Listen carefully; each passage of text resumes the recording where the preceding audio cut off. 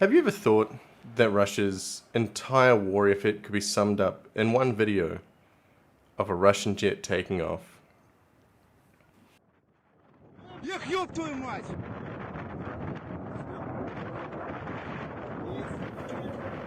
And then untaking off. Welcome back to me. So you may have noticed that I haven't posted in a while. My wife and I just moved to Australia, and everyone warned us about the spiders and snakes, but no one said anything about the birds. Magpies are not to be messed with.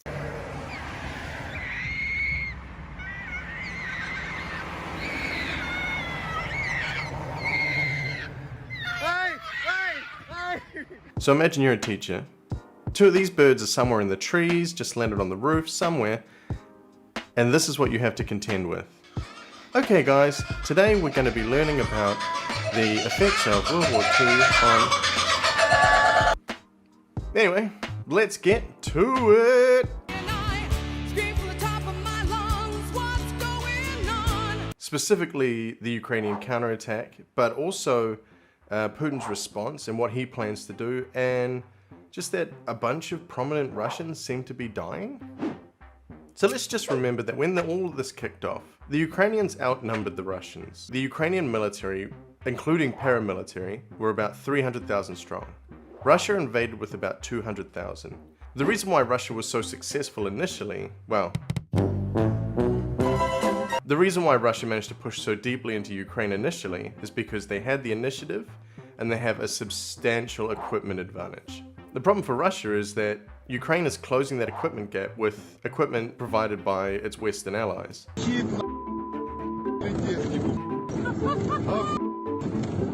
While Russian morale and discipline has just been collapsing. An example of the morale collapse is Russians just running away anytime they hear Ukrainians might be nearby. And the discipline collapsing, the Russian army started a fight with the FSB. So Russia had less men, but it was kind of made up for by being able to just be the attackers, be the aggressors, seize the initiative and push forward. But since Russia's efforts have stalled, the Ukrainians have mounted a counteroffensive. Ukraine's counteroffensive is reclaiming ground. It's been a stunning advance. Ukraine's rout of Russian invaders has recaptured 6,000 square kilometers, Ukraine's president says. A blitzkrieg offensive, as successful as it was surprising. The Ukrainians say it's gone, quote, better than expected. Дякую. And she agrees. It's gonna be a street fight. This son of a... So the Ukrainians counterattack, and they've taken 8,000 square kilometers. Does that mean that's it? They're going to keep the momentum up, push Russia back into their own country and get a peace deal? Probably not. Generals can't give orders forever, soldiers get tired, and supply lines get strained. And the longer this goes, the more mistakes are going to get made. So they're at some point going to consolidate their gains. The Ukrainians have just finished establishing beachheads across several major rivers. It would make sense, I guess, to stop at that point. So why were the Russians caught so flat-footed? Why are the Ukrainians seeing so little resistance to this? Well, it's sort of like the classic, World War II thing where they built those decoy armies, right? It's about misinformation as much as it is about the actual plan itself.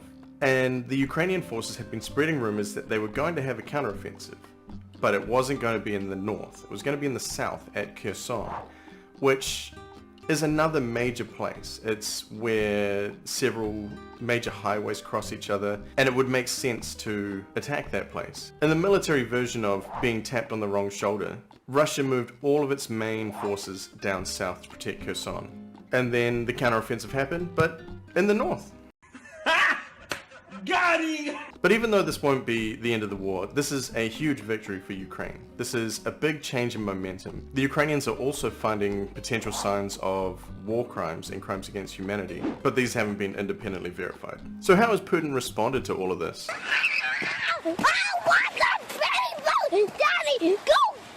So if you remember, this is only a war for one of the countries involved. Ukraine is at war. The rest of the world sees this as the Russo-Ukrainian war. But Russia, critically, is not at war. Remember, this is a special military operation. And while it might just be some way to avoid getting bad publicity for Russia, it also has very real consequences for Putin, because he cannot deploy the entire Russian military. The entire Russian military consists of 1.5 million personnel, and he has sent in 200,000 to Ukraine. So there are a lot that he isn't able to access because of this special military operation nonsense. But he's wanting to fix that, a new law allowing around 300,000 people to be drafted and sent to Ukraine. And if some sources are to be believed, he wants to draft up to 1 million.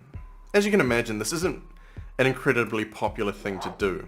And so Russia has seen widespread rioting and people escaping the country to go to Mongolia. In just one day of protesting, 1,400 people were arrested. They're forcing their way into houses to get conscripts to go and fight in the Russo-Ukrainian war. And he's also threatening nukes, but right, he's already played that card. But this time, he's serious. The other times, they weren't serious. This time he is. And just to cap it all off, prominent Russians are just dying. Some of them are oligarchs, some of them are the head of research divisions, and there's just been a wave of like murder suicides and just suspicious deaths. People falling out of windows at hospitals. A man fell down several flights of stairs. One poor chap fell off a speedboat and was found 150 kilometers away. It just seems suspicious that all of these prominent people seem to be from the energy sector or the aviation sector, and they're all just mysteriously dying.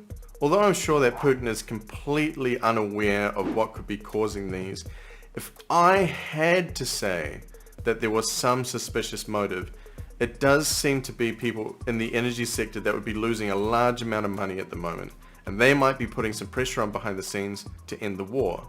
Because they know if this keeps going and they keep withholding energy resources, then those markets are going to wean themselves off. As for the aviation sector, I don't know, look at that video at the start. That's probably why.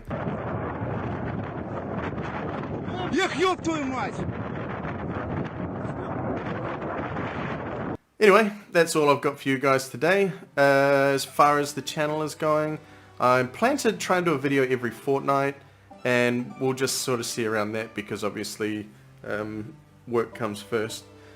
But I'm hoping to kind of dip my toes back into history. I want to do a Ukraine video kind of once a month to keep track of what's happening there, because I think it's really important to keep informed about these things. But the next kind of couple of videos are going to be based on civil rights again. This time looking at JFK and LBJ and sort of how they interacted with civil rights. Give me some tips for the new setup. I'm sort of at a loss as to what to do. I'd like to put something on the back wall back there. Still need to work out some stuff with the camera, which you may have noticed is flickering occasionally. The microphone is inconsistent, to be as kind as possible, but yeah. If you did like that, hit the like button, leave a comment, subscribe, all that jazz, and I'll catch you on the next one. Peace.